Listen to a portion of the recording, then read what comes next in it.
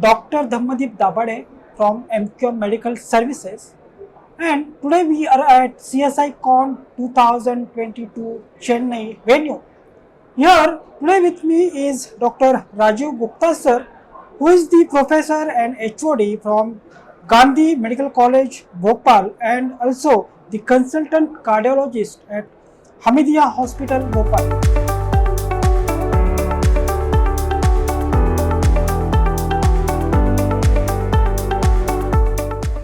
Today, we would like to have his expert opinion on the heart failure management and focus on the ARNI as a current heart failure management therapeutic option. Sir, what's your viewpoint and your opinion to the audience for this particular topic?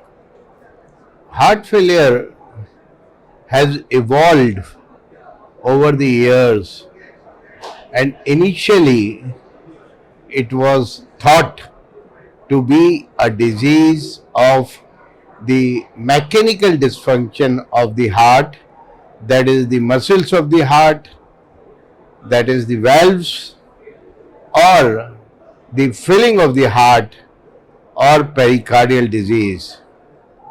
But subsequently, as we learned that it's not only a mechanical disease but a hemodynamic disease, in where the filling of the heart, because the blood return is affected, or the pumping of the heart where the mechanical contraction is affected.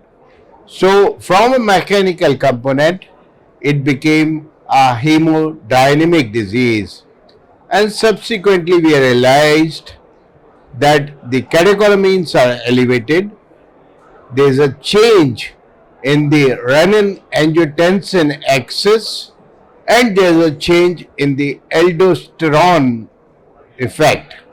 And subsequently, all of us now agree that rather than a mechanical or hemodynamic disease, it is a neurohormonal disease.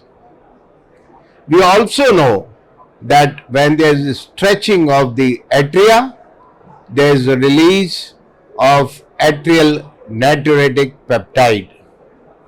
And this atrial natriuretic peptide is beneficial in terms of hemodynamic effects. Neprilysin destroys or degrades this atrial natriuretic peptide, and if we can add in our armamentarium a neprilysin inhibitor, then the beneficial effects of atrial natriuretic peptides would continue for a longer time. And synergistically acting, we have to reduce the bad effects of the renin, angiotensin and angiotensin 2 axis.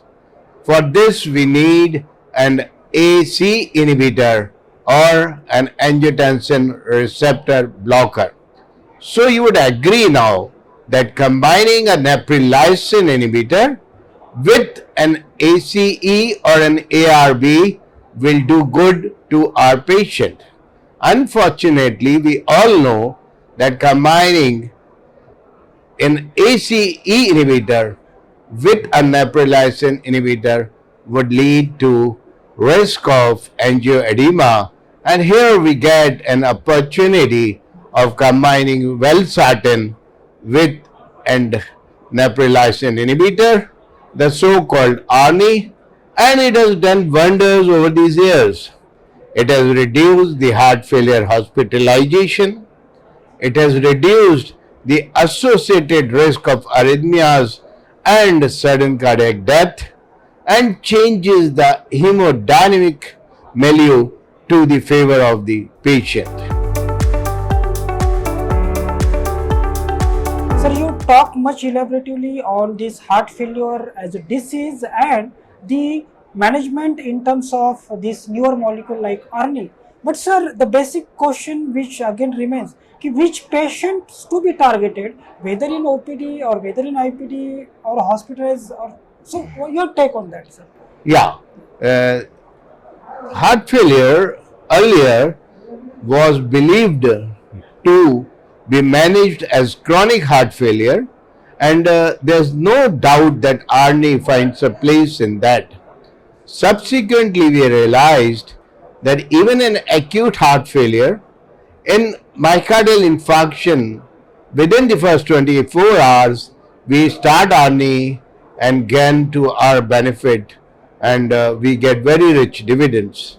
Subsequently, heart failure with preserved LV ejection fraction has also found favor with ARNI, and ARNI for today is used in chronic heart failure.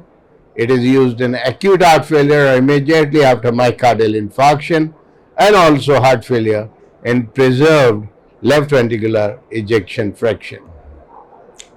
Well noted, sir. So you talked about the heart failure, then the role of this ARNI, but when it comes to the prescription, ARNI as a the dose, specifically the dose and the duration of this molecule. So what message you would like to give, the last message for the clinicians, what should be the right dose and what should the duration? Yeah, lot of apprehension is there in the mind of treating physicians as to how do we start ARNI, how do we monitor the dose of ARNI, and how do we escalate the dose of ARNI.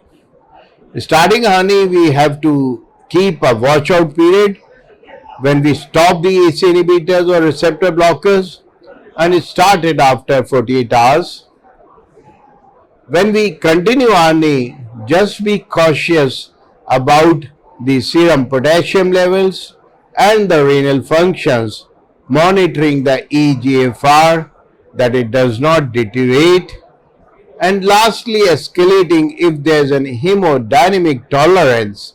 We built up the dose from 50 mg BD to 100 mg BD, and finally keeping it 200 mg BD, where we get very beneficial effects on the hemodynamic situation. Well noted, sir. Sir, all those insights and the elaborative message you have given today on this particular platform, I hope everybody who is watching this will be benefited out of this during their day-to-day clinical practices. So with that note, sir, I would like to thank for your time and the discussion and the message. Thank you very much. Thank you.